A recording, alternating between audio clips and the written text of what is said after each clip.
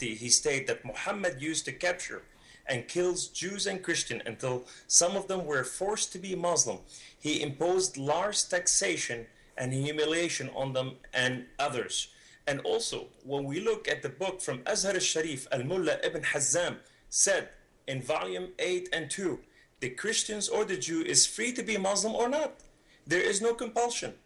But if he becomes a Muslim, that he is not free anymore to renounce Islam, and he must be killed.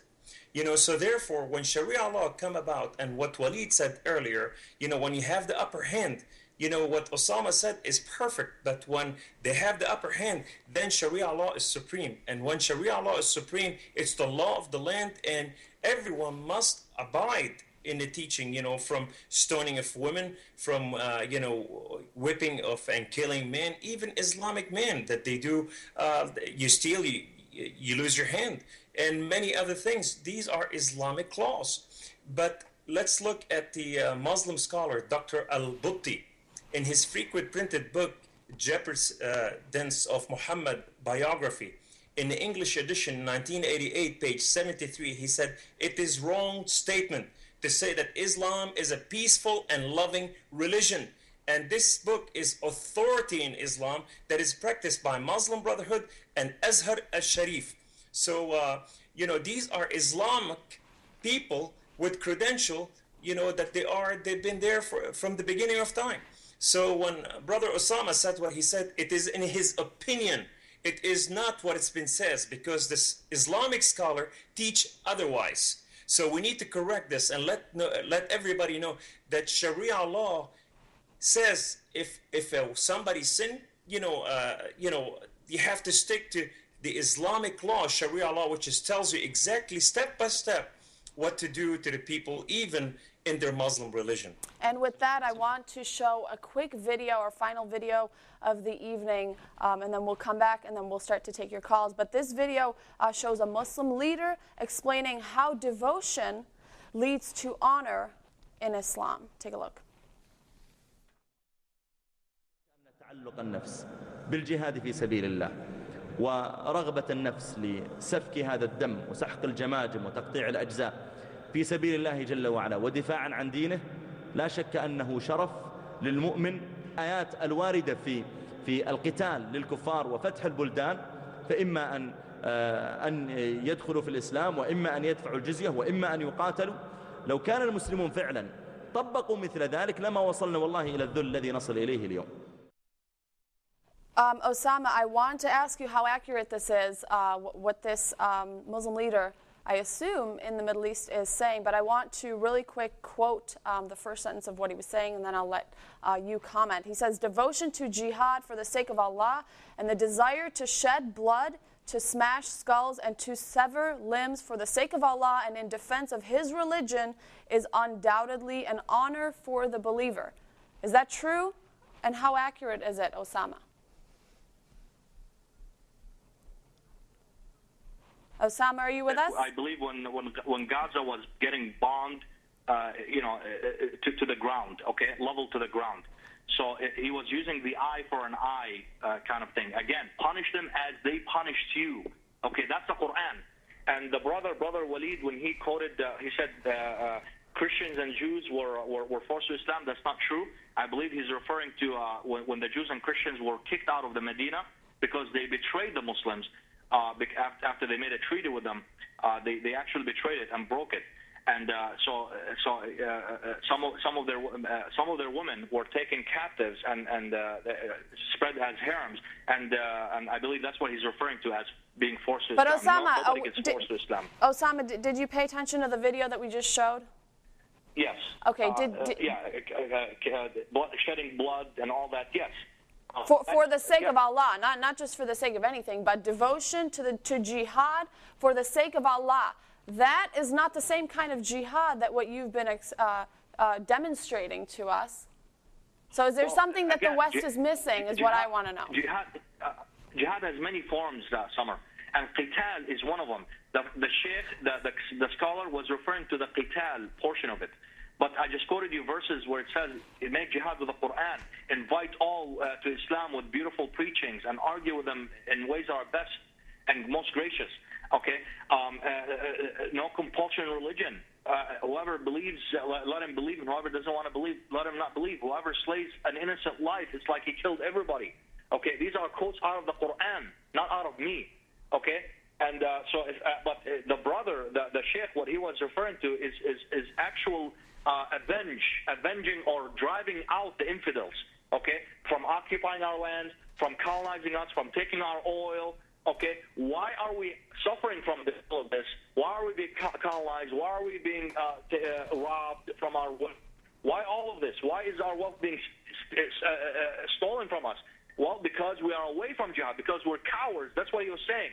And we're not men enough to stand up for God Almighty and to fight those who and shed blood. Only a minority, like the Al-Qaeda and Hamas and Hezbollah, not the governments, because all the governments are corrupt and they're puppets to America, the West. Okay, that's what he was referring to. Thank you, Osama. Waleed, I want you to comment for a minute, and then we have to go to the lines because we only have 20 minutes on the clock. Well, it's very strange that he says that the Jews and the Christians betrayed Muhammad in Arabia. It seems that the Jews killed the Jews, and also the Jews killed Muhammad. It was a Jewess, after all, who poisoned the Prophet of Islam. He alluded to Gaza. Apparently, Israel has no right to retaliate about Gaza. He's only looking at one side of the story. Thousands of rockets being lobbed, Qassam rockets at Israel. Israel had to go and bombard the terrorists who open their homes, who go specifically to homes and begin to build their bomb-making material in homes. Then he talked about also the dhimmi is being protection. The dhimma, which is the Christians and the Jews, being under the protection of Islam. Let's go to the source of Islam to see what they teach about the dhimma. The dhimmi has to ride a donkey, not ride a horse. If you look at the comparative analysis of Islam under the dhimmi, under the laws of Islam, versus the Jews in Nazi Germany, you will find that both equally are the same. A dhimmi has to go under the laws of Islam. A dhimmi has to pay his taxation, and if he doesn't, jihad has to be against him. If a dhimmi converts a Muslim, then he is to be killed. If a dhimmi it's forbidden for a dhimmi to become a judge on a Muslim court or to adopt Muslim children. A dhimmi cannot have crosses in his churches. A dhimmi's home cannot be elevated over the Muslim home. A church cannot be elevated over a mosque. So we are looking at persecution of the dhimmi, of the non-Muslim, under Muslim lands. The beauty of any religion is the treatment of minorities. We've seen throughout the Islamic history how minorities were treated in Smyrna, in the Armenian genocide, the Qubts in Egypt, and what they suffer under Islam. I guess the emperor has no clothes, and Brother Osama wants us to believe that the emperor does have clothes. No, he doesn't. Thank you, Waleed. Osama, quick question for you, and then we have to go to the calls. How do you envision a country, let's say the U.S., being run by Sharia law? What do you see? Sure, I envision justice. God Almighty said in the Holy Quran, all you believe, stand up for justice, even if it's against yourselves, justice your for who? fathers, your mothers, and the rich and the poor, and everybody. And also, so there's wait, real quick. Are you talking justice for Muslims or for everyone? Everybody. Okay.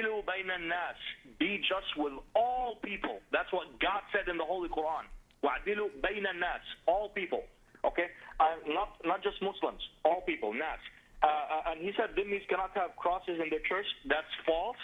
All churches in Arabia and the Muslim world had crosses. In fact, with Caliph Omar, the second Caliph, opened Jerusalem, when he entered Jerusalem, to protect the Christians. Osama, we have to go to the calls. I just wanted a couple points from you. You said justice was one of them. If you were to see the U.S. run by Sharia law, you'd see justice for all, Muslims and non-Muslims. Although that's inconsistent with all the terror attacks that have happened in the past, let's say that's true, that you say justice is one of them. Is there anything else that you see?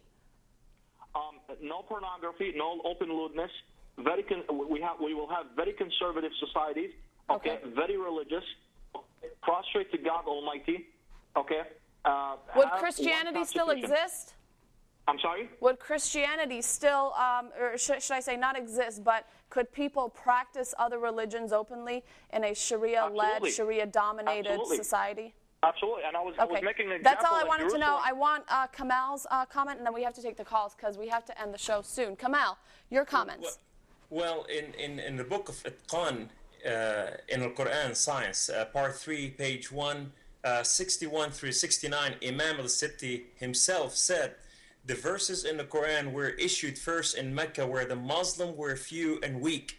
But then they became strong in Medina. They were ordered to fight, and all these earlier verses were abolished, abrogated, and replaced by verses of the swords. So therefore, when the Prophet of Islam, Muhammad, when he fought in Mecca, actually he killed the Jews and the Christians that they pre-existed in the lands over there, and even his own people, the Quraysh tribes and all the other tribes. These are the people who are the inheritor of the land, and then he came about and he brought Islam and he forced Islam on them, although it was their right to stay the way they want.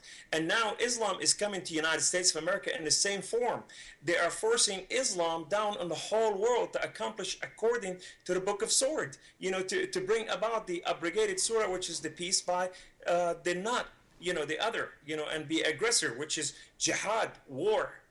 Thank you, Kamal. Let's take our first call this evening. You're live on Jihad Exposed on ABN. Who do we have with us? Welcome to Jihad Exposed. You're live on the air. Hello, Samar. This is Manu. Hi, Manu. How are you? Good, thank you. I had a quick comment.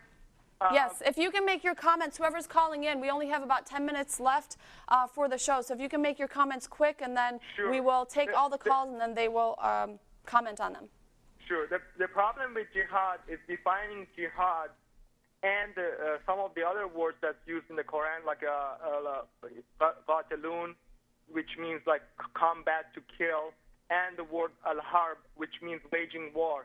I believe the problem with jihad, especially the violent one, is that there's a series of misapplications and misidentifying examples that they're set in the Quran.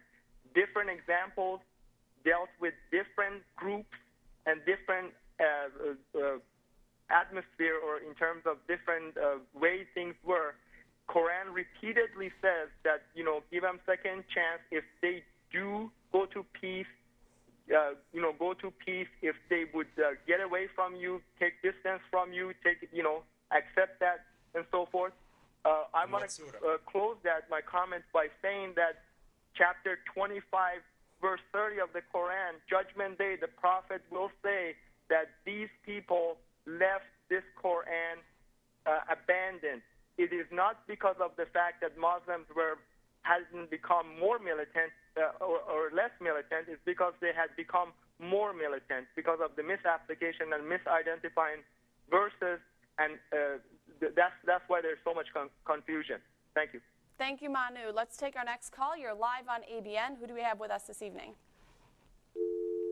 Oh, we must have lost that call. Let's take our next call. You're live on Jihad Exposed. Hello? Hi, welcome to the show. Who are we speaking to? You're speaking to Peter from Germany, Berlin, Germany. Hi, Peter. How are you? I'm fine. I would like to say hi to everybody, especially to Walid Shubat.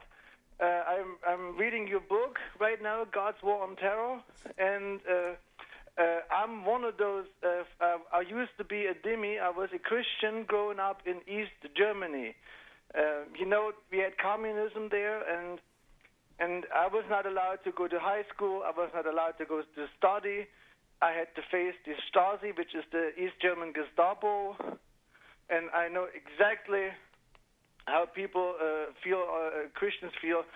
They've been persecuted, and if we don't watch out, this is going to happen with our Western world. I can assure you this. I am an expert. I lived 18 years. I was 18 years when the wall came down. And I can smell the same smell than it was before, right now. Thank you, Peter, for calling. I wanted to say something else. Okay. Give you an example from Berlin, Germany. Last year, the police brought out a statistic that in Berlin, 80% of all the intensive criminals are Muslims. We have only 14% in Berlin, Muslims, and they managed to commit